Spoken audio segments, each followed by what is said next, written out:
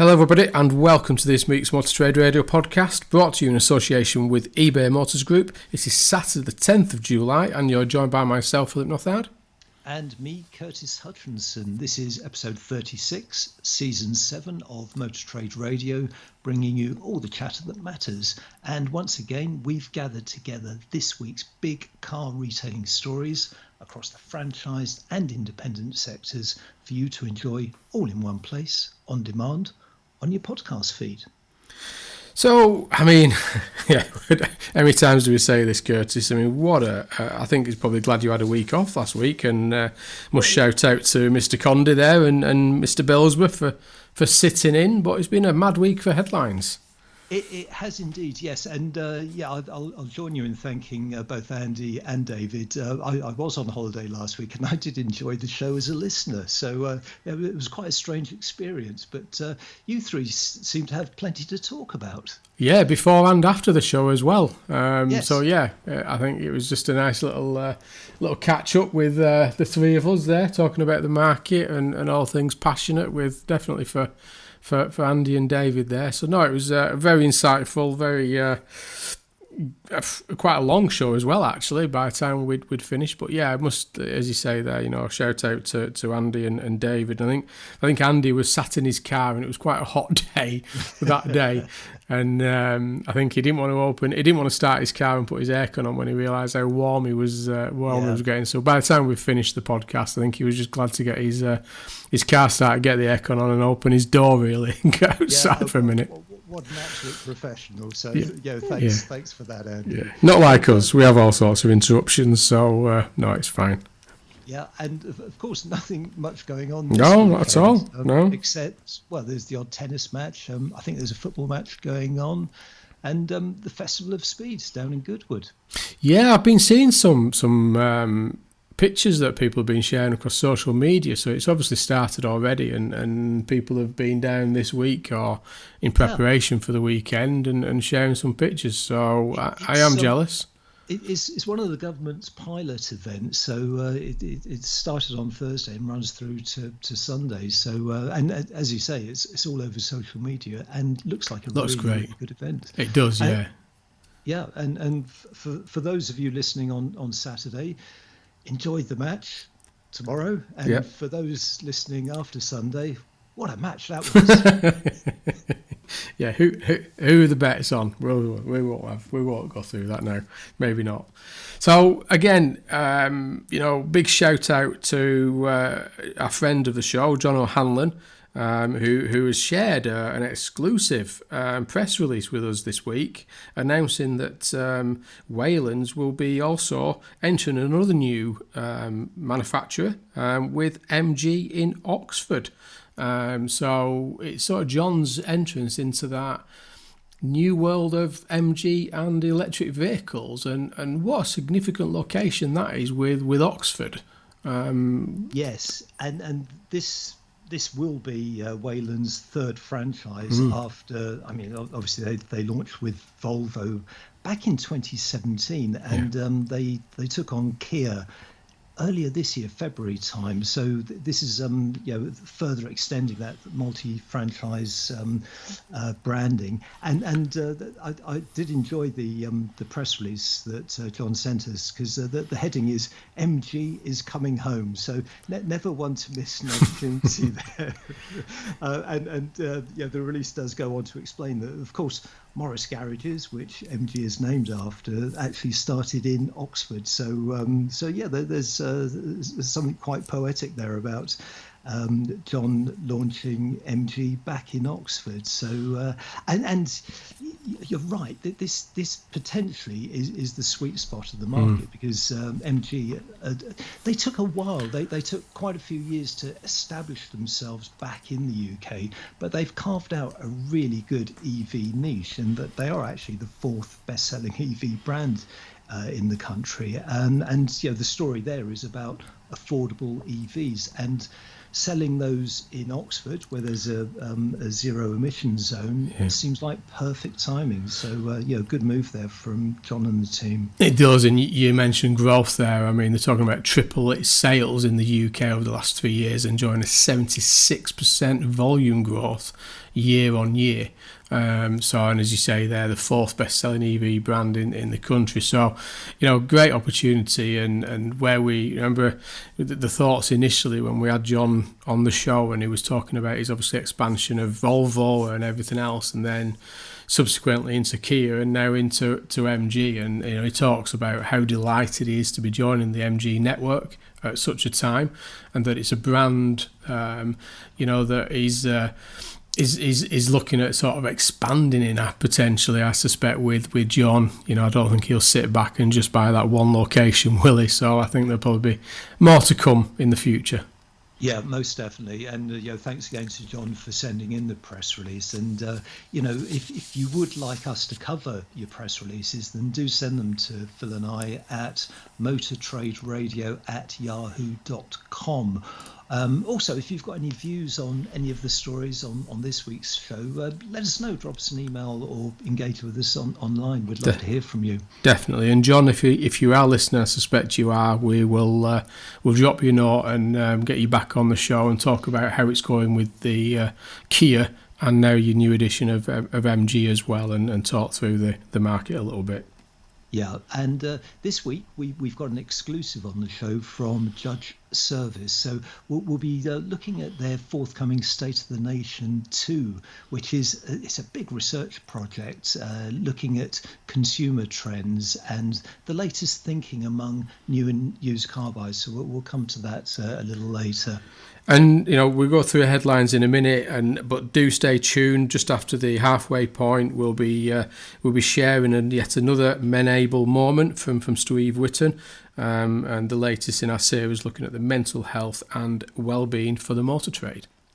Yeah, now this week's headlines, they're, as you intimated at the top of the show, wow, there's been a lot going on this week, but we've cherry-picked the best ones, hopefully. So we'll kick off with a look at the new car and van sales for last month.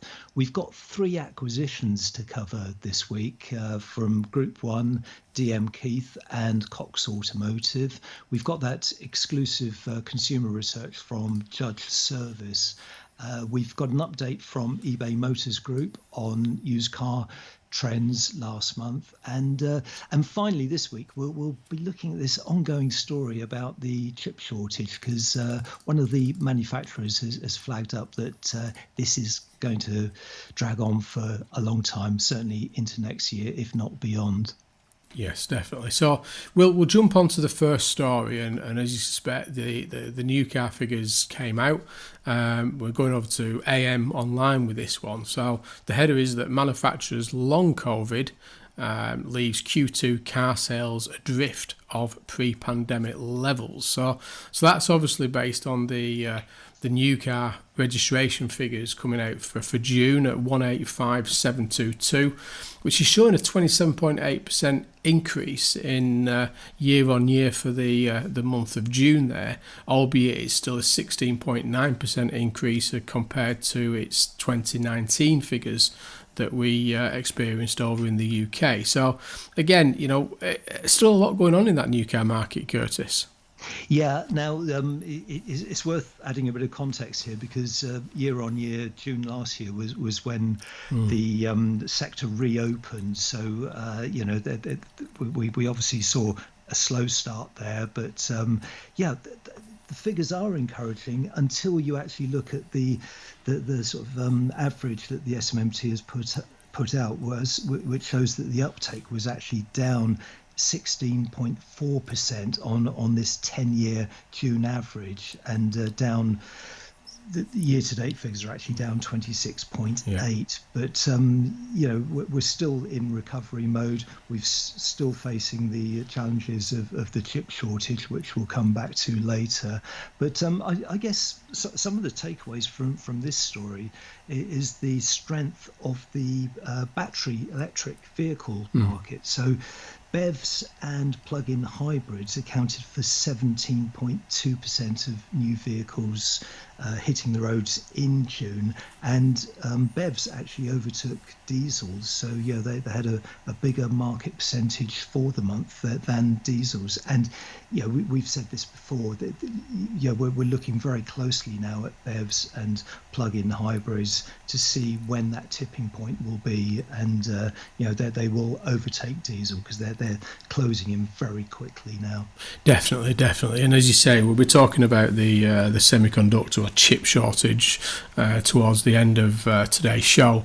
And just to give you a little bit of sort of context, as I like to do in terms of some of the European markets, Germany finished the month of June on 274,200, and that was a 24.5% increase on June of last year, and an 18.7% increase on June of 2019. So a significant recovery there in Germany for the month of June.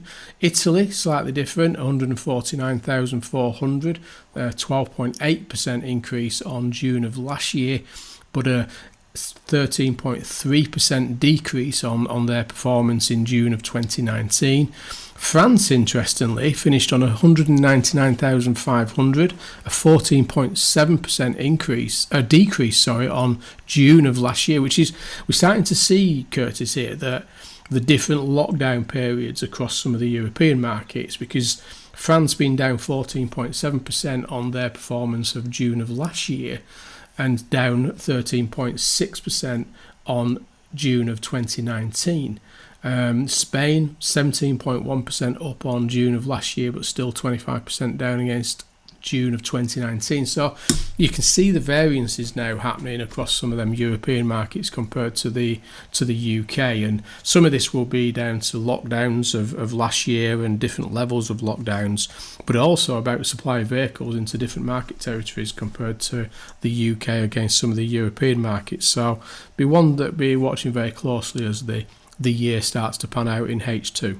Yeah, most definitely. And before we move on to vans, probably worth looking at year-to-dates for new car sales in the UK, because private sales were up 31%, fleet up 47.8%, and business up 35.7%. So obviously all heading in the right direction. And in terms of top selling models, there's some interesting stats here. So for the month, the top three were the Ford Puma, Volkswagen Golf, and the top selling car in June was the Tesla Model 3 with just shy of 5,500 units. And year to date, the best selling car is the Vauxhall Corsa with 24,399 units. Still a chance for the Hellman Imp to get there at the top of the thing for an electric vehicle when Alan finds us one. So, and you've got some LCV figures, commercial vehicle figures there, I think, Curtis, as well.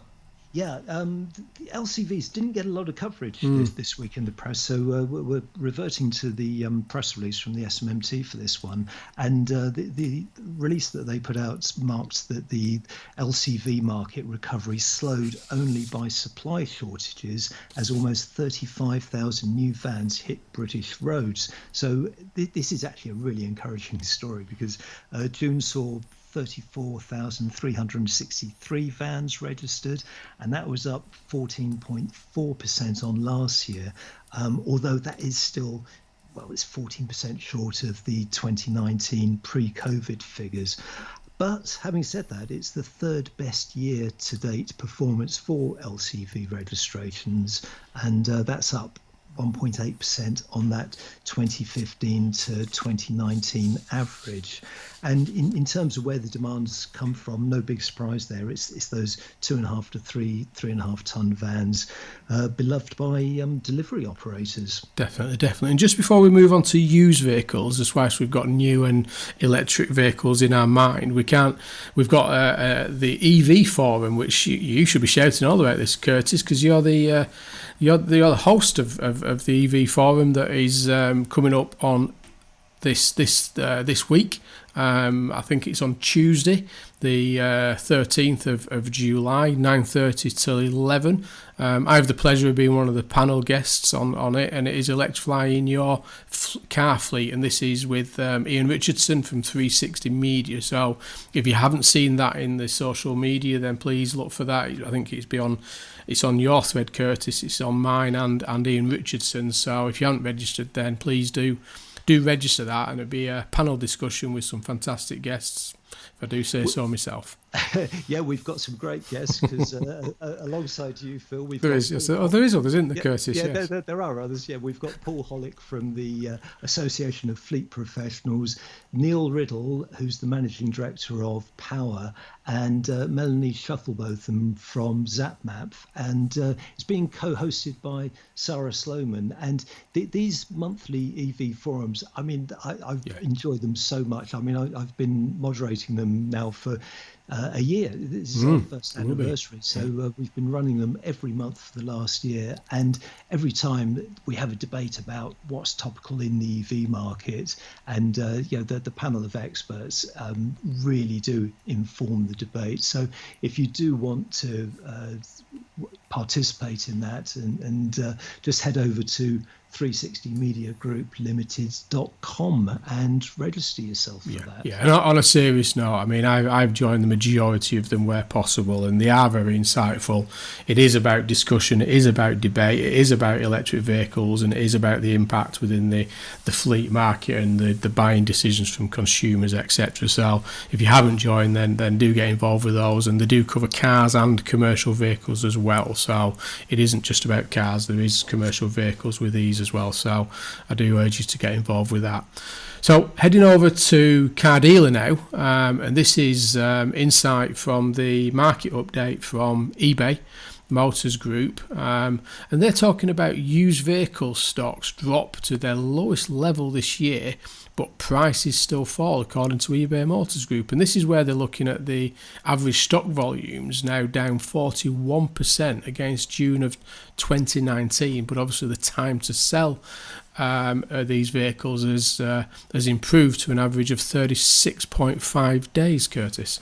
Yeah, now car supermarkets were hit the hardest, so they saw their stock levels tumble by 47% to just 263 units on average, and that's versus 499 in June 2019, so that's a drop of 4.3%.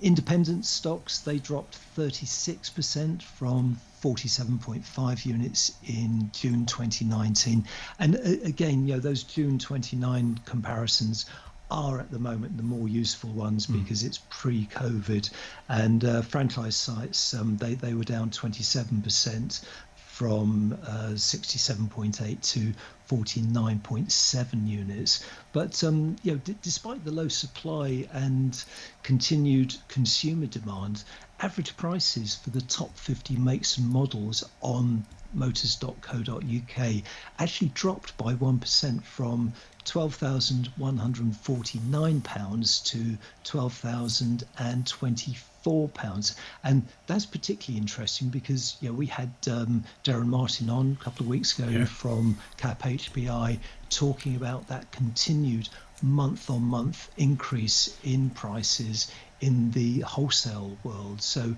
there's always a lag. So we'll see how that's panning out next month. Exactly.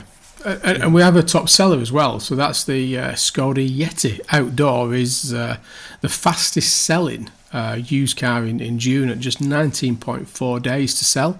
And then behind that is the Kia Sorento at 22.3 days. And then the Discovery's there in the top three there at 23.1 days. And interesting that. I'm not sure we've talked about the Skoda Yeti being at the top before, have we? No, and it's a curious name, the Skoda Yeti Outdoor, because it implies there's an indoor version as well. But the outdoor is the 4x4, so it's sort of slightly more rugged than the regular version. But the top 10 does show the strength of that SUV and 4x4 market. So maybe it's a case of buyers unable to go away on a holiday and thinking about more of a sort of lifestyle treat in terms of the next car they buy, because they seem to be flying off forecourts. And listeners can get hold of this report, can't they? I think they can head over to the Motors website and get and see this report. Yeah, it's on the eBay Motors Group website, probably from Monday, and it's well worth heading over there. It's a downloadable PDF, and it's really well researched. There's a lot of data in there, lots of interesting stuff to go through there. So we're back onto an acquisition week. So with the next few stories are talking about acquisitions, and the first one is that in Motor Trader, and this is that Group 1 has completed an acquisition of 9 franchise dealer businesses from Robbins Motor Group. So a significant purchase there from a business that might not ring a bell with many listeners, but they are ranked as 67th in the Motor Trader top 200 dealer groups with an annual turnover of 235.3 million and a profit of 2.1 million. So a significant group there, and a significant acquisition by Group 1. Yeah, so Robinsons, they're based in East Anglia, and the 9 dealerships represent Audi, Skoda, Seat, VW, Citroën and DS, and that's with locations across Norwich, Peterborough, Lowestoft and Ipswich. So, for Group 1, obviously the American dealer group who have a significant foothold in the UK market now, it increases their representation with those key VW Group brands, and it actually brings the total of its UK operations up to 55 locations with 75 franchises representing 14 brands. So a significant addition there, and what a great fit for them. Yeah, and interestingly, they did buy businesses from Robinsons Motor Group previously, yes, of 5 Mercedes businesses that back in 2018 that Group 1 bought. So the second acquisition from Robinsons Motor Group by Group 1 there. So a great move for them, significant acquisition there, and kind of shows this consolidation and partnerships continuing throughout the year. Yes, and heading over to AM Online for the second of our 3 acquisition stories, DM Keith adds Ford and Kia franchises with Ringway's group acquisition. So this is another good story here for DM Keith. So they debut with Ford and Kia, having bought these sites in Leeds, and I think Leeds is Ford and Kia. It is, yeah. And Doncaster is Kia. So both brands are new to DM Keith, which previously comprised of 7 Skoda, 2 Seat and 1 Honda dealerships. So it does expand their sort of multi-franchise representation. And it's the group's first acquisition since buying Westgate in 2018. Yeah, no, and I know these guys, both the DM Keith boys and obviously Ringways there over in Leeds. The DM Keith is obviously a family ran business, and that Ringways has got a fantastic reputation in Leeds. It's down on the roundabout there, with Ford and with Kia, and it's been there a long time. So a great acquisition there, and kind of again, as you said there, Curtis, this first move into both Ford and Kia for the DM Keith boys. I suspect there'll be probably 1 or 2 others probably added into the fold, and soon enough there. But a great purchase for them guys, and we'll obviously going to see more as they sort of expand away from their Skoda that they've done so fantastically well with over the years in terms of representing the Skoda brand, but actually proving now that they want to enter other markets. Yeah, and I found the Ford acquisition particularly interesting because you wouldn't really want to operate just one Ford site. The benefits would be more Ford sites. So it's going to be fascinating to see how that pans out over the coming years, and maybe what's what their plan is there. Definitely. And the next story is from ourselves, actually, at Cox Automotive in AM Online. And this is with the acquisition of Fleetmaster. And this is about the expansion of mobility capabilities into the marketplace. And, this is about capabilities across Europe with this acquisition of Fleetmaster. Yeah, and as you say, this is, it's a tech company, isn't it? They specialize in cloud-based technology, looking after mobility services such as rental, hire, vehicle subscriptions, and leasing. And this is all part of the Cox strategy, targeted at doubling the size of the business, I understand, by 2034. It is, yeah. And obviously over the past 18 months there's been one or two other acquisitions with obviously the Buntingthorpe operation down there off CW Walton, and obviously then with Cold Weavers and more recently with PKW now, which is the German dealer-to-dealer online auction business. So, but yeah, as you say there, Curtis, this is the intentions in terms of this move into that mobility services world with Fleetmaster, and it's a business in both Belgium and the US with these guys there. So we've got a business over there in Long Beach in California, and again, like I say, in Belgium there. You're listening to All the Chatter That Matters on Motor Trade Radio, brought to you in association with eBay Motors Group. This is your weekly one-stop shop for all the biggest car retailing headlines, and available on demand wherever you are on your podcast feed. And now it's time for this week's Men Able Moments with Steve Whitton, talking about the often used phrase "man up" and why it's not useful in the workplace or anywhere else for that matter. Hi guys, it's another Men Able Moments. Got a couple of things to mention this week, really, and that is, the first one is about manning up, or the phrase man up. Now, a couple of weeks ago, I did a fantastic podcast with Adam Nichols, who's the Group Recruitment Manager for JCT 600. Really warm, open guy, inspiring story, wasn't afraid to share that he's had some struggles and got in some really dark, desperate places.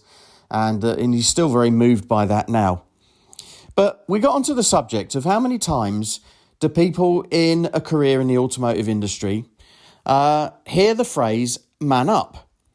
And is that a way that's really kind of imposed on us by those people who think that we should be tough and strong and competitive and maybe a bit aggressive, and particularly if you're a guy, of course, and working in our male-dominated industry, that it's not really the done thing to share your emotions or to let on that things are getting to you or you're having a tough time.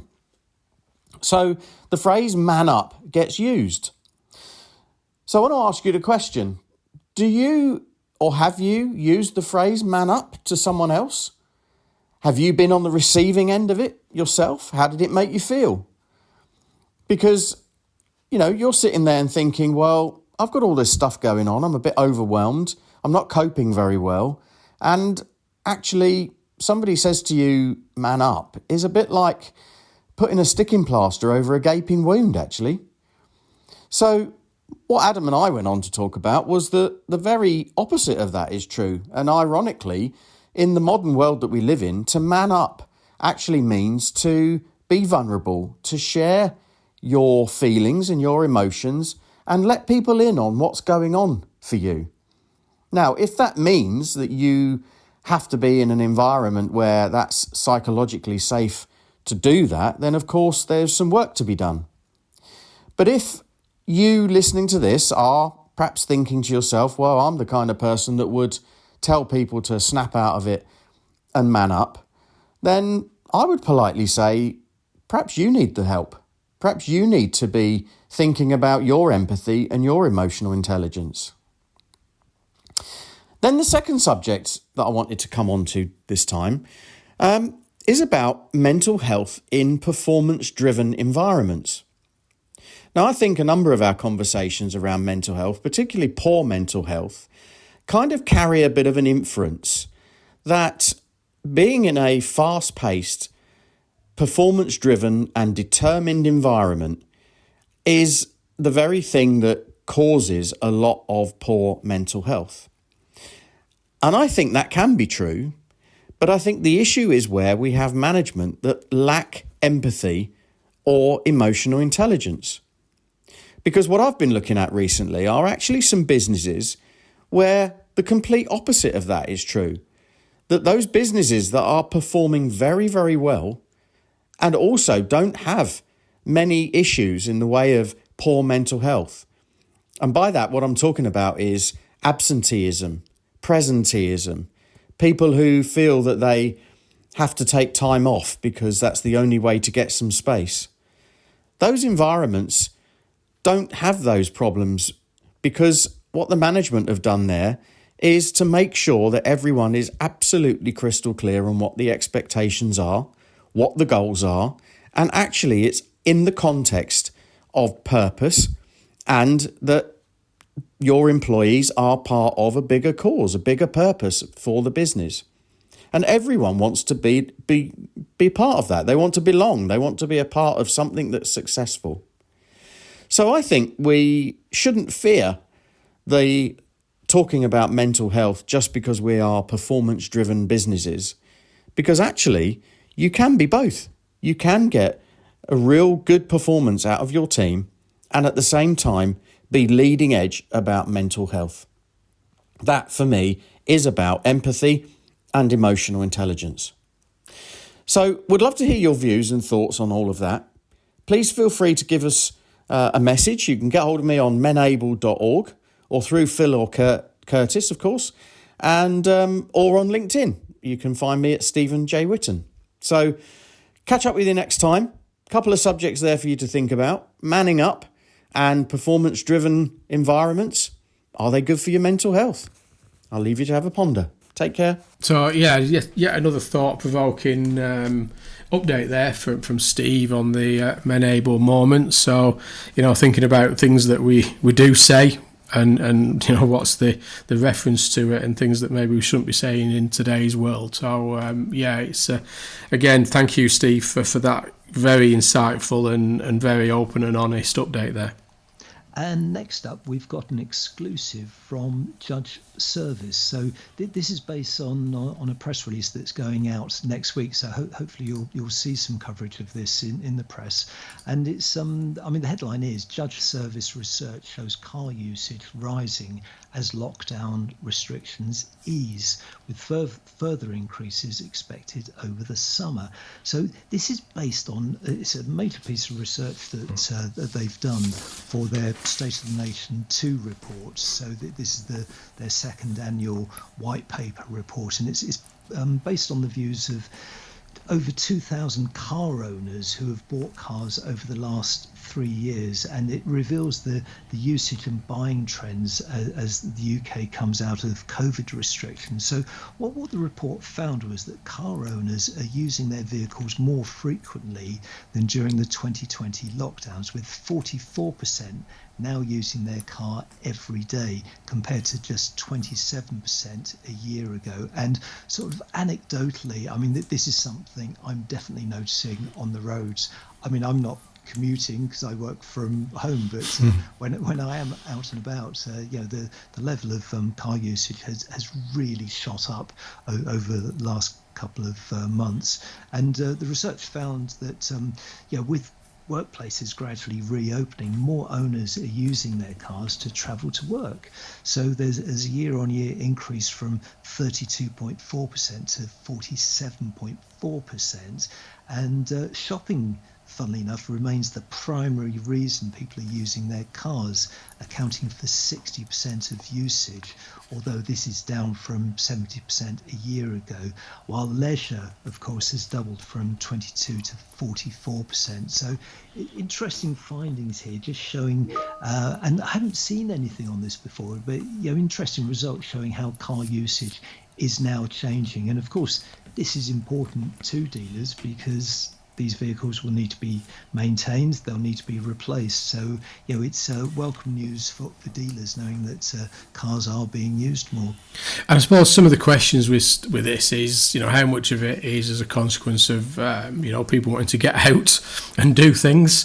I know there's a little bit of that, isn't there, Curtis, where people have been locked down for such a period of time. But actually, as you say, it does bring to question the type of usage. And we talked about, obviously, the Cox Automotive acquisition of Fleetmaster, which talks about, obviously, the world of mobility and subscription services, which we've talked about many times before. But, it kind of does support the fact that people still like to drive, don't they? They still like to get in the car and get on and do things in their car. So I think this is interesting insight, this from Judge Services.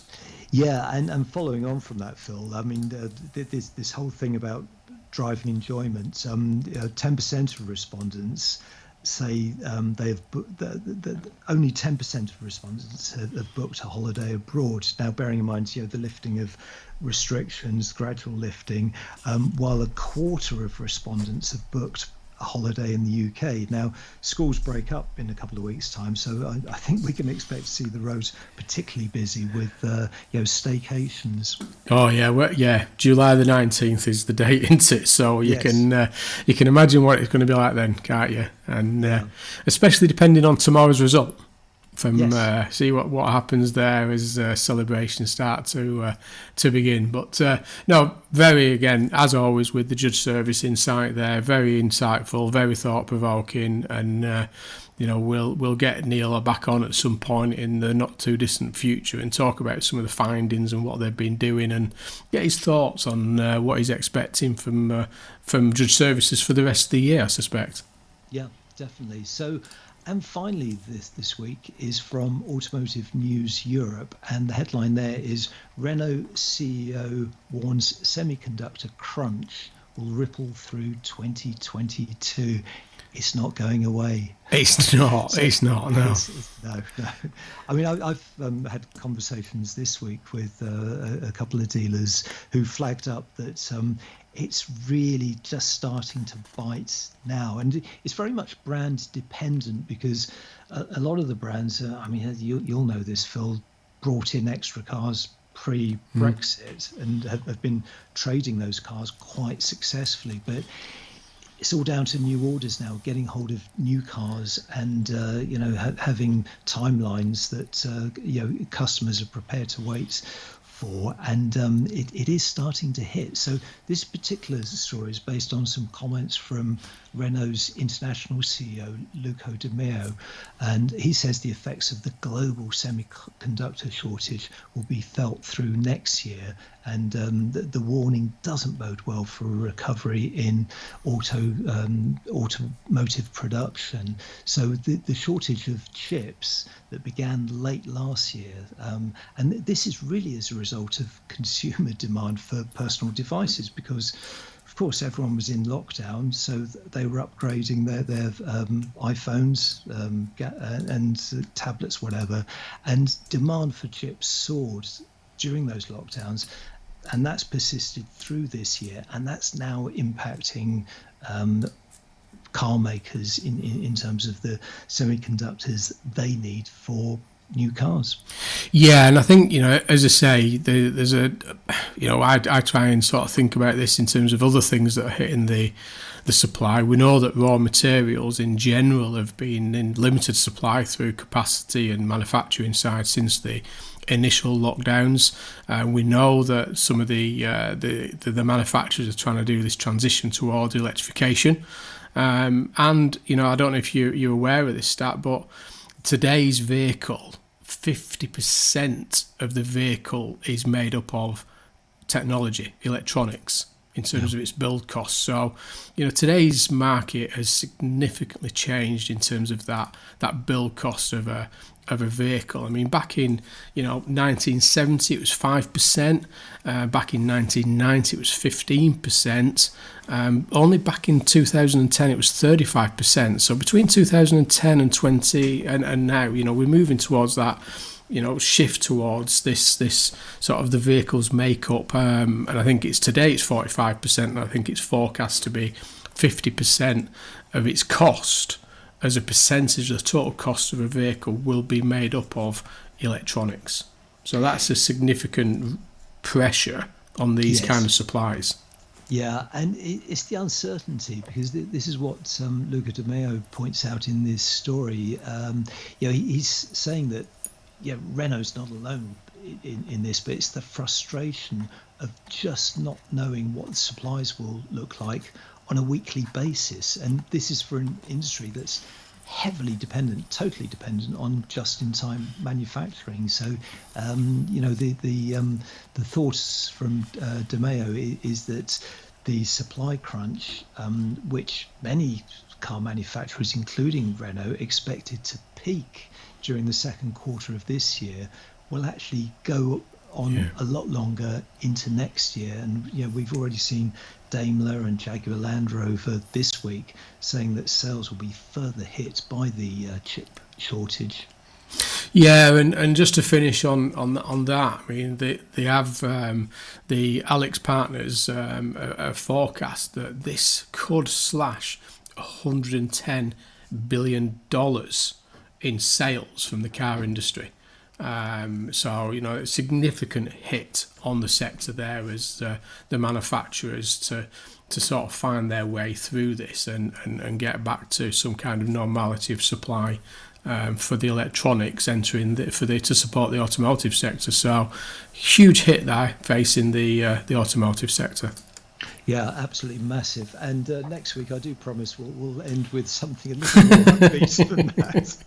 We'll try and find a cheery and finally next week, won't we? So whoever's listening there from the media, find us a more cheery and finally for next week, would you please? Yeah, no, that's a challenge to all listeners. You know how to get in touch with us. So do send over a nice, happy, upbeat, amusing story for us. Fantastic. So again, I mean, you did say it right at the start of the show, Curtis. It's a packed week this week with headlines, lots to cover. Great news on a lot of activity around the acquisition. Some great insight there from eBay Motors Group and Judge Services. And a last shout out to John for sending his exclusive news there. And as you know, with Judge Services again sharing their exclusive insight. So as Curtis said, if you want anything to share, any exclusives, or you want to come on the show, then please do find us on social media or drop us an email to Curtis or myself, and we'll gladly welcome you on. So that's all for now. You've been listening to the weekly Motor Trade Radio podcast brought to you in association with eBay Motors Group. Thanks for joining us for all the chat that matters. We're back next weekend with our take on the latest car retailing headlines from across the media. Until then, it's goodbye from me. And it's goodbye from him.